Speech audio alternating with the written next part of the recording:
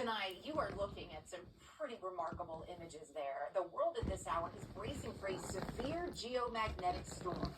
Haven't heard of one in a while? That's because it's the first in nearly 20 years.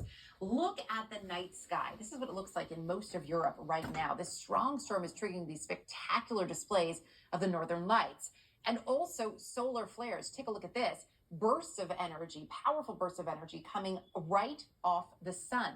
NASA capturing some close-ups of the flares, there you go, but also warning we could see potential blackouts because of them. Mobile phone networks, GPS satellites, power grids, they could all be impacted here. Chad Myers is watching it very closely for us. So Chad, when we talk about this impact, what should we all be bracing for here?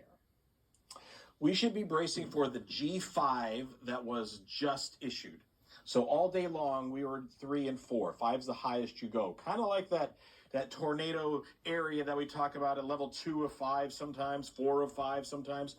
Well, now we're 5 of 5. So obviously, the aurora is much farther to the south. Beautiful pictures, but there are some dangers here. Possible power surges, maybe even some brownouts and some spikes, depending on how the power companies can handle this. And then obviously satellite navigation. Your phone may not work for a while here. We had a few problems with sat phones, and this is what we're seeing here. This was the solar flare you talked about, and this is the coronal mass ejection. I want to show you with this kind of puff away from the middle.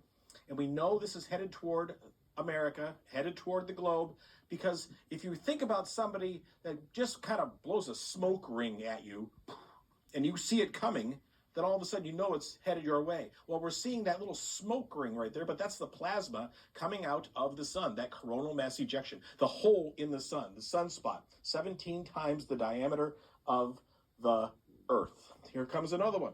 Here is about midnight tonight. We're going to see another surge possible here in the atmosphere. We're going to talk about the magnetosphere. We're talking about how beautiful the aurora is, but there are some dangers here. We're ionizing, we're magnetizing the atmosphere, and that could put some power into high tension lines that could cause some surges, some spikes in what the voltage might be, and all those other things. There's a lot going on here. Chad, you have me a little scared, but I feel like we're going to be okay. Some people in the U.S., in terms of who can see the northern lights, who, where, when?